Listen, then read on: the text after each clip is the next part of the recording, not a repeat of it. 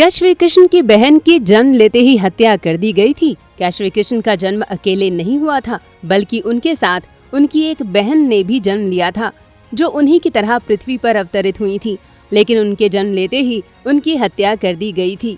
आखिर कौन थी भगवान श्री कृष्ण की वो बहन, जिनकी याद में श्री कृष्ण ने वो महान कार्य कर दिखाया, जिसकी वजह से आज भी सारा संसार उन्हें पूजता है। एक भाई की अपनी बहन की मौत का बदला लेने की ये कथा आप शायद आज पहली बार सुन रहे होंगे, लेकिन अगर हम अपने सनातन धर्म के पुराणों की कथाओं को पढ़ेंगे तो निश्चित तौर पर आप ये कहेंगे कि भाई हो तो श्री कृष्ण जैसा, वरना ना हो। जय श्री कृष्णा हमारे सनातनी मित्रों।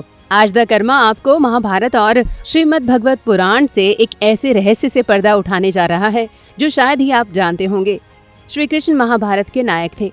श्री कृष्ण साक्षात भगवान है, लेकिन भगवान विष्णु को भी श्री कृष्ण का अवतार लेने के बाद ऐसे दुख का सामना करना पड़ा जिसकी कोई मिसाल नहीं मिलती।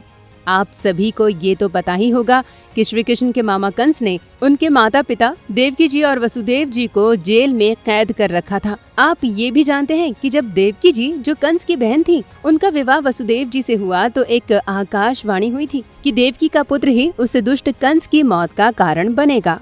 इसके बाद कंस ने अपनी ही बहन देवकी और अपने बहनोई वसुदेव जी को जेल में बंद कर दिया था। इसके बाद देवकी जी के एक एक करके 6 पुत्रों को कंस ने जन्म लेते ही मार डाला था।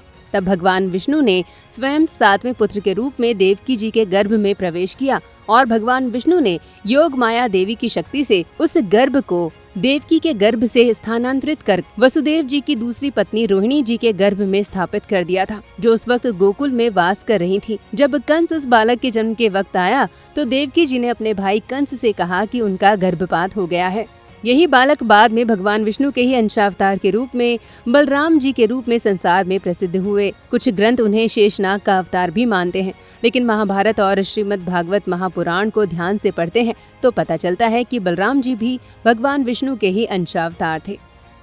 दोस्तों, अब कथा शुरू होती है भगवान विष्णु के श्री कृष्ण के अवतार के रूप में देवकी माता के गर्भ में स्थापित होने की। लेकिन भगवान विष्णु खुद को माँ देवकी के गर्भ में स्थापित करने से पहले अपनी योग माया शक्ति, जो मार्कंडेय पुराण के अनुसार कोई और नहीं बल्कि माँ काली है और विष्णु जी की ब्रह्म सहोदरी यानी बहन है, उनसे कहते हैं कि वे भी अवतार ग्रहण करें और माता यशोदा के गर्भ में खुद को स्थापित करें। दोस्तों, योग माया काली भगवान विष्णु के इस आग्रह को स्वीकार कर लेती हैं और वे खुद को माता यशोदा के गर्भ में स्थापित कर लेती हैं।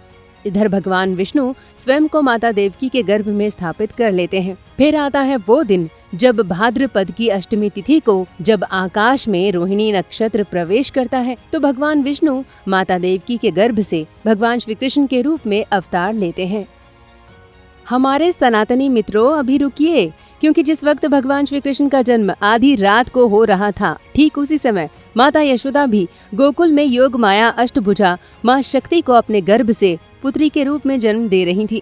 यानी एक साथ भगवान श्री कृष्ण और योग माया काली का जन्म मथुरा और गोकुल में हुआ था। अब सवाल उठता है कि आखिर भगवान विष्णु ने श्री कृष्ण के रूप में अवतार ग्रहण करने के साथ साथ अपनी बहन योग माया काली को क्यों यशोदा मैया के यहाँ अवतार लेने के लिए कहा था? तो इसका जवाब हमें श्रीमद् भागवत महापुराण के 10वें स्कंद को ठीक से पढ़ने से मिलता है। दोस्तों, जब श्री कृष्ण कंस के कारागार में अवतार लेते हैं तो कारागार के सभी सैनिक उन्हीं योग माया काली की शक्ति से सो जाते हैं, क्योंकि माँ काली से ज्यादा मायावी संसार में कोई नहीं है। योग माया देवी ही जेल के ताले अपनी शक्ति से तोड़ देती हैं और वसुदेव जी श्री कृष्ण को एक टोकरी में उठाकर नंद बाबा के पास गोकुल ले जाते हैं। वहाँ योग माया देवी एक बच्ची के रूप में अपनी माँ यशोदा के पास लीला कर रही होती है। जैसे ही वसुदेव जी नंद बाबा को श्री कृष्ण को सौंपते हैं, योग माया देवी अपनी माँ यशोदा को योग निद्रा में डाल देती है और इसके बाद नंद बाबा योग माया देवी को वसुदेव जी को सौंप देते हैं और श्री कृष्ण यशोदा मैया के पास रख दिए जाते हैं। दोस्तों, वसुदेव जी योग माया देवी रूपी उस बच्ची को जब अपने कारागार में लाते हैं तो योग माया काली अपनी शक्ति से फिर से कारागार को तालों से बंद कर देती है और सैनिक भी जाग जाते हैं। इसके बाद कंस को जब ये पता चलता है कि देवकी ने एक संतान को जन्म दिया है तो वो उसे मारने के लिए आता है। जब वो देखता है कि वो संतान एक पुत्री है तो भी वो उसे मारने के लिए उस बच्ची के शरीर को कारागार की दीवार पर पटक देता है। लेकिन दोस्तों वो बच्ची कोई साधारण तो थी नहीं, वो तो साक्षात काली थी, संहार की देवी थी। वो बच्ची तुरंत एक अष्टभुजा देवी के रूप में बदल जाती है, जिनका स्वरूप माँ दुर्गा जैसा होता है। वो देवी कंस को कहती है कि तुझे मारने वाला पैदा हो चुका है और उसके बाद देवी अंतर्ध्यान हो जाती हैं। दोस्तों श्री कृष्ण की बहन की कथा बस यही नहीं है। श्री कृष्ण की बहन योग माया के शरीर का धड़ विंध्याचल में जाकर गिरता है, जहां आज विंध्याचल माता का प्रसिद्ध मंदिर है। वहीं पर दोस्तों आज भी योग माया देवी के मंदिर में श्री कृष्ण की बहन की पूजा की जाती है। इसके अलावा उनके सिर का भाग दिल्ली में आज के कुतुब मीनार के पास जाकर स्थापित होता है, जहां आज भी श्री कृष्ण की बहन योग माया का मंदिर है। इन देवी जो कि विष्णु की शक्ति है, श्री कृष्ण की बहन है, यही आद्या शक्ति है, यही संसार चलाती हैं, पालन करती हैं और सृष्टि का संहार भी करती हैं। श्री कृष्ण ने अपनी बहन की मौत को कभी नहीं भुलाया, न ही उनकी बहन योग माया देवी ने गोकुल के लोगों को ये भूलने दिया। कहते हैं कि अक्सर योग माया काली एक बच्ची के रूप में श्री कृष्ण और बलराम जी के साथ गोपियों के साथ खेलती थी और फिर आकाश में गायब हो जाती थी। श्री कृष्ण और बलराम जी को हमेशा से ही ये स्मरण था कि उनकी वजह से ही यशोदा मैया को अपनी बेटी खोनी पड़ी थी और कंस की वजह से श्री कृष्ण को अपनी बहन की मौत देखनी पड़ी।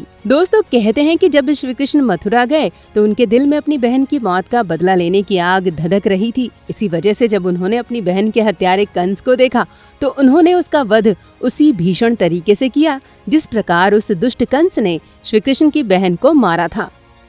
तो दोस्तों श्री कृष्ण न केवल अपनी बहन से इतना प्यार करते थे और इस वजह से ही उन्होंने कंस को मारा था, बल्कि कंस को मारकर वे अपनी यशोदा मैया से उस दुख को भी दूर करना चाहते थे जो उन्हें उनकी बेटी के खोने पर हमेशा होता था। तो दोस्तों उम्मीद है कि आपको श्री कृष्ण और उनकी बहन की ये कथा जरूर पसंद आई होगी। प्लीज आप इस वीडियो को जरूर लाइक करें और कमेंट करके हमें ये बताएं कि आपको ये कथा कैसी लगी। और हाँ दोस्तों, द कर्मा चैनल को भी याद से सब्सक्राइब कर लीजिए ताकि आप सनातन के रहस्यों से रोज अवगत हो सकें। जय श्री कृष्णा, जय माँ काली।